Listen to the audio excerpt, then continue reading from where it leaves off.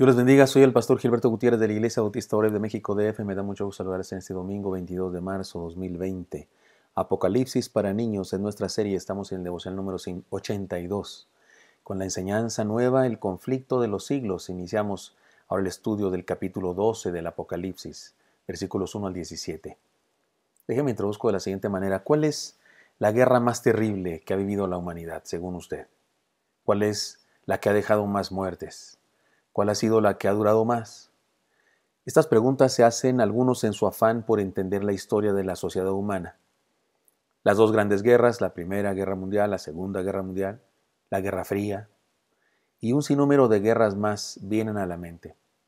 Han existido tantas guerras que una que aconteció en nuestra patria, México, se llama la Guerra de los Pasteles. Imagínese usted. Y no me estoy refiriendo a las películas de Viruta y Capulina o de algunos otros, de los polivoces en donde regularmente había una guerra de pasteles. No, me refiero a una guerra realmente que se llamaba la Guerra de los Pasteles. Fue el primer conflicto entre Francia y México porque el gobierno mexicano no quiso pagar los daños de la destrucción de un restaurante francés. Y también especialmente se enojó el gobierno francés porque se comieron todos los pasteles de ese restaurante, literal. Y se llamó a esa guerra la Guerra de los Pasteles. Y no se agarraron a pastelazos, no, se agarraron a guerra militar. En el pasaje que hoy nos ocupa encontraremos la descripción y definición de la guerra más importante de la historia de la humanidad. La que comenzó en el principio y no ha terminado todavía, la que tiene mayores consecuencias y en la que participamos todos los seres humanos. Nos habla este pasaje del conflicto de los siglos, como dice un himno precioso, un himno cristiano que se llama el conflicto de los siglos. Leamos el pasaje que nos corresponde y aunque es extenso, lo leeremos en cada uno de los devocionales todo, porque recordemos, no se trata de ideas aisladas. El Apocalipsis no nos maneja ideas aisladas, sino un cuadro completo que Juan nos presenta en cada visión y debemos entenderlo de esa manera. Por eso les convoco para que lo leamos todo. El pasaje dice así. Apocalipsis 12. Apareció en el cielo una gran señal, una mujer vestida de sol con la luna debajo de sus pies y sobre su cabeza una corona de 12 estrellas. Y estando encinta clamaba con dolores de parto, en la angustia del alumbramiento. También apareció otra señal en el cielo. He aquí un gran dragón escarlata que tenía 7 cabezas y 10 cuernos, y en su cabeza 7 diademas, y su cola arrastraba la tercera parte de las estrellas del cielo, y las arrojó sobre la tierra, y el dragón se paró frente a la mujer que estaba para dar a luz y a fin de devorar a su hijo tan pronto como naciese. Y ella dio a luz un hijo varón que regirá con vara de hierro a todas las naciones, y su hijo fue arrebatado para Dios y para su trono. Y la mujer huyó al desierto, donde tiene lugar preparado por Dios, para que allí la sustente por 1260 días. Después hubo una gran batalla en el cielo. Miguel y sus ángeles lucharon contra el dragón, y luchaban el dragón y sus ángeles, pero no prevalecieron, ni se halló ya lugar para ellos en el cielo, y fue lanzado fuera el gran dragón, la serpiente antigua que se llama Diablo y Satanás, el cual engaña al mundo entero. Fue arrojado a la tierra y sus ángeles fueron arrojados con él. Entonces oí una gran voz en el cielo que decía: Ahora ha venido la salvación, el poder y el reino de nuestro Dios, y la autoridad de su Cristo, porque ha sido lanzado fuera el acusador de nuestros hermanos, y el que los acusaba delante de nuestro Dios día y noche. Y ellos le han vencido por medio de la sangre del Cordero y de la palabra del testimonio de ellos. Menospreciaron sus vidas hasta la muerte, por lo cual alegraos cielos y los que moráis en ellos. Ay de los moradores de la tierra y del mar, porque el diablo ha descendido a vosotros con gran ira, sabiendo que tiene poco tiempo. Y cuando vio el dragón que había sido arrojado a la tierra, persiguió a la mujer que había dado a luz al hijo varón, y se le dieron a la mujer las 2 alas de la gran águila para que volase de delante de la serpiente al desierto, a su lugar donde es sustentada por un tiempo y tiempos y la mitad de un tiempo. Y la serpiente arrojó de su boca tras la mujer agua como un río, para que fuese arrastrada por el río. Pero la tierra ayudó a la mujer, pues la tierra abrió su boca y tragó el río que el dragón había echado de su boca. Entonces el dragón se llenó de ira contra la mujer y se fue a hacer guerra contra el resto de la descendencia de ella, los que guardan los mandamientos de Dios y tienen el testimonio de Jesucristo. Se trata de una guerra que sostienen el bien y el mal, la guerra que se da entre Dios y el diablo, entre los seguidores de Cristo y los adoradores del mal. Nos habla de una lucha en la que es urgente tomar partido, una lucha en la que se define nuestro destino eterno. Y la primera enseñanza de hoy es esta: La vida cristiana es ser parte de una lucha eterna. Dios tiene un plan salvador que ha estado llevando a cabo desde el principio. Apenas había caído el hombre en el huerto del Edén y Él hace la promesa, en Génesis 3:15 se llama eso el protoevangelio. Pero de la misma manera, el mal tiene su plan destructor. Así como Dios planeó un plan, perdón la redundancia, planeó un proyecto de salvación, así el mal también tiene un plan destructor. Dios crea un pueblo, una nación por medio de la cual manifestarse y paso a paso camina por la historia su proyecto. Pero paralelamente, la serpiente antigua llamada dragón en el Apocalipsis se interpone queriendo destruir su plan. Ese dragón que Juan nos describe frente al nacimiento de Cristo es el mismo que hizo caer a Eva y el mismo que guió a Caín a matar a Abel su hermano. Es el mismo que llenó de corrupción a la temprana humanidad y por lo que se hizo necesario un diluvio. Es el mismo, ese dragón, que puso tropiezo a Abraham, es el mismo que quiso destruir al pueblo de Dios por medio de Egipto, y es el mismo que quiso destruir a David por medio de Saúl, para frustrar los planes de Dios. Y lo intenta de nuevo por medio de Amán en Siria, y de nuevo por medio de diferentes pueblos que se confabulan contra el pueblo santo en diferentes épocas. Es el mismo que intenta destruir a Cristo apenas nace y pretende hacer caer durante toda su vida al Señor. Pero en medio de todas estas intervenciones satánicas, la mano poderosa de Dios se deja sentir para mantener la línea de su proyecto. Esta es la guerra de la que nos habla Apocalipsis. Algunas personas quieren ver en este pasaje una guerra que va a suceder, según ellos, dentro de unos años, acá en nuestro presente. Pero otra vez, insisto yo, ¿y eso qué tenía que ver con los cristianos del primer siglo? ¿Eso qué les dijo a los cristianos del primer siglo? Porque además, qué difícil sería para ellos entender eso, que algo muy futuro a sus vidas.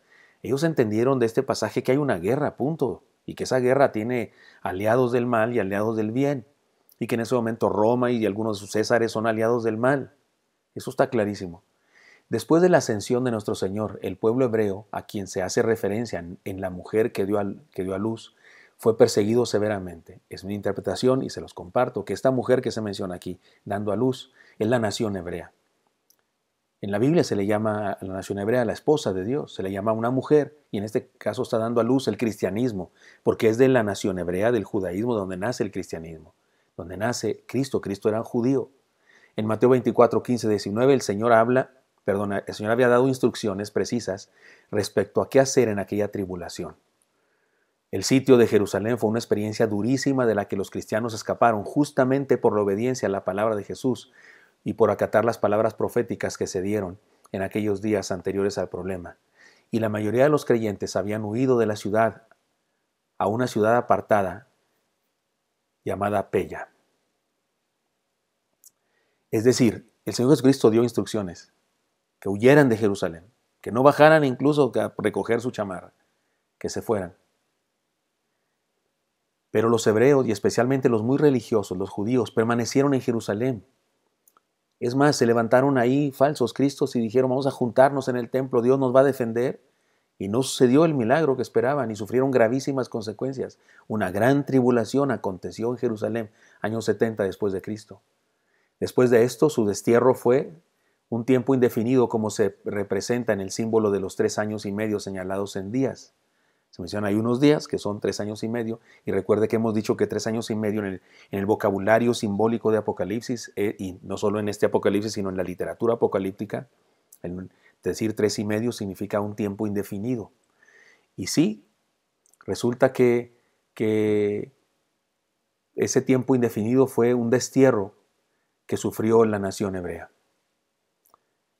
Pero el mal encontró otro objetivo de su odio, la iglesia cristiana, que en el verso 17 define como el resto de su descendencia de la mujer.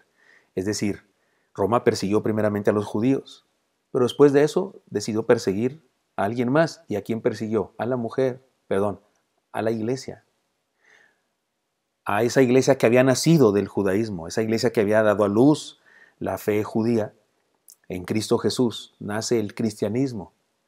Y ahora esta bestia, este enemigo, comienza a perseguir al descendiente de la mujer, que es el cristianismo. La guerra no ha terminado. Los futuristas solo encuentran en el Apocalipsis un mensaje para nosotros relacionado con el fin de los tiempos, pero pierden de vista el contexto en el que vivían los creyentes contemporáneos de Juan. Pero en una cosa tienen razón los que interpretan futuristamente el Apocalipsis. La guerra no ha terminado. Es cierto, seguimos en guerra. Es verdad, seguimos en guerra. El dragón, color sangre, sigue atacando y es importante entender esto. Estamos en guerra todavía y deberíamos pelear, deberíamos escoger bando. Todavía el diablo anda como león rugiente buscando a quien devorar, así lo dice la palabra del Señor en 1 de Pedro 5:8. De esto habla este pasaje. Me parece que si somos sencillos y si nos ponemos en los zapatos o las sandalias y las túnicas de los cristianos de aquella época, podemos entenderlo con facilidad. El problema es que vienen algunos y hacen toda una historia y que en este tiempo y que va a haber un pleito y que los chinos y que los rusos y que no sé qué, y arman un plan que los cristianos del primer siglo no hubiesen entendido jamás. Pero aquí se ve a una mujer dando a luz. ¿Quién es? ¿Quién da a luz el cristianismo, el judaísmo? A quien en el Antiguo Testamento se le llama esposa de Dios. Y nace el cristianismo.